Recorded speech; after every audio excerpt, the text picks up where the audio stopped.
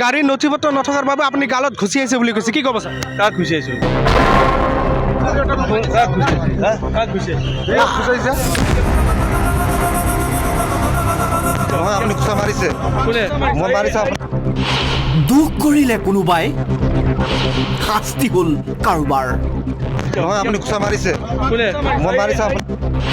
ৰখাতলৈ গৈছে মানকাছৰৰ প্ৰশাসনিক ব্যৱস্থা। আটক কৰিলে নেকি? আপোনালোকে উঠাই লৈ গৈ আছে, আটক কৰিলে নেকি? চৰ মাৰিলে DSPয়ে,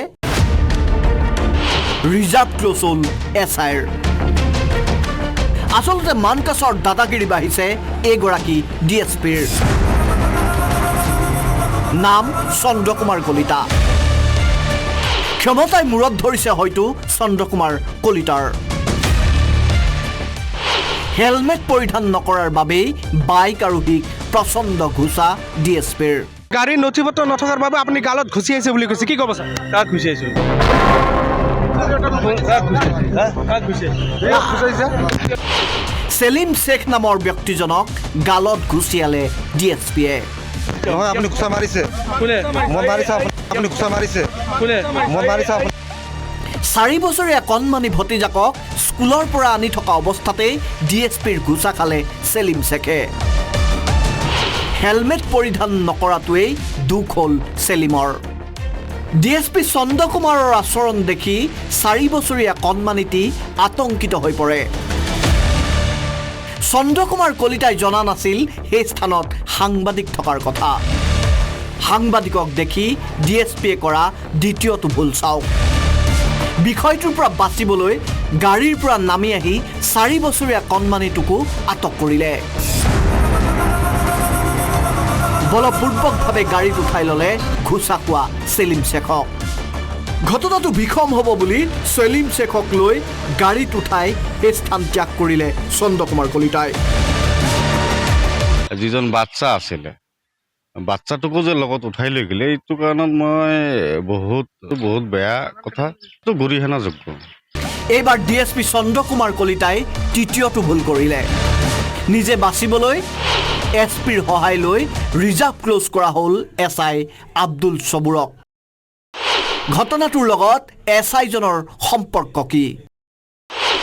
ঘোচা খোৱা চেলিম শ্বেখে SIৰ বাইকখন গেৰেজৰ পৰা আনিছিল। SI আব্দুল ছবুৰে বাইকখন চেলিমক দিয়াটোৱেই একমাত্ৰ দোষ। ঘটনাটো ঘটিছিল মঙলবাৰে। প্ৰত্যক্ষদৰ্শীয়ে DSPৰ আচৰণ দেখি আচৰিত হৈছিল। বস্তুটো যদি কোনোবাই চাইছে তেতিয়াহ'লে অকণমান আপুনি চাইছে বস্তুটো? আচ্ছা, কি হৈছিল ঘটনাটো? আপুনি একদম সঁচাকৈ ক'ব বস্তুটো, ঘটনাটো কি হৈছিল? কাগজ পাতি চাই আছে হা, কিবা কি আমি অলপ দূৰতে আছিলো, এই DSP আহি তাক গালত মাৰিছে। গালত মাৰিছে? আপোনালোকে চাইছে? হা চাইছো। মিছা কথা কৈছে? নহয় মিছা কথা কি ক'ম, সঁচা কথা কৈছে? সঁচাই কৈছো। আপোনালোকেও চাইছে ন? মাৰিছে। এতিয়া যুৱকজনক গাড়ীত উঠাই লৈ গ'ল, কি ক'ব আপোনালোকে? সেইটো কিহৰ কাৰণে লৈ গ'ল সেইটো জানিব লাগে। কিহৰ কাগজ পাতিটো আছে নহয়, কিহৰ কাৰণে লৈ গ'ল DSPয়ে? গাড়ী ৰাখিছে, কিন্তু কি বিচাৰিছে এইটো আমি জানা নাই। দূৰৰ পৰা চালোঁ, হাত উঠাইছে তাৰ। আইনমতে বাহনৰ নথিপত্ৰ নাথাকিলে জৰিমনা বিহিব লাগে। আইন হাতত তুলি লোৱাৰ অধিকাৰ ক'ত পালে DSPয়ে? প্ৰশ্ন হৈছে, মানকাছৰৰ SP সিংহৰাম মিলি অন্ধ হ'ল নেকি? ভুল কৰিলে কোনোবাই, শাস্তি হ'ল কাৰোবাৰ। DSP চন্দ্ৰকুমাৰ কলিতাৰ অতপালি বাঢ়িছে। এই কথা এতিয়া বহুতে কৈছে। বিজেপিৰ দক্ষিণ হালমাৰা মানকাছৰ জিলাৰ সম্পাদক আবু চাহানুৰ ৰেজা আকান্দে ঘটনাটোক লৈ তীব্ৰ গৰিহণা দিছে। DSPৰ বিৰুদ্ধে SPক অভিযোগ বিজেপিৰ। হেডকোৱাৰ্টাৰ DSPজনৰ অত্যাচাৰ আজি দীৰ্ঘদিন ধৰি ভোগ কৰি আছোঁ, যাতে তেখেতৰ নেতৃত্বত আমি আৰু এই কষ্টটো ভোগ কৰিব নালাগে। আমি লিখিত অভিযোগ আজি বন্ধ আছে, আমি কালিৰ ভিতৰত দি দিম। মানকাছৰত আৰক্ষীৰ গুণ্ডাগিৰিত অতিষ্ঠ হৈছে সাধাৰণ জনতা। অপৰাধীৰ পক্ষত যদি আৰক্ষী থিয় দিয়ে, তেনেহ'লে নিৰ্দোষীৰ কি হ'ব? DSP চন্দ্ৰকুমাৰ কলিতাৰ বিৰুদ্ধে আছাম টক্সৰ গুৱাহাটীস্থ মুখ্য কাৰ্যালয়লৈ আহিছে আন বহু অভিযোগ। পৰৱৰ্তী প্ৰতিবেদনত চন্দ্ৰই সূৰ্যৰ পোহৰত কৰা আন কেইবাটাও কাহিনী আছাম টক্সে দেখুৱাব। ব্যুৰো ৰিপৰ্ট আসাম টক্স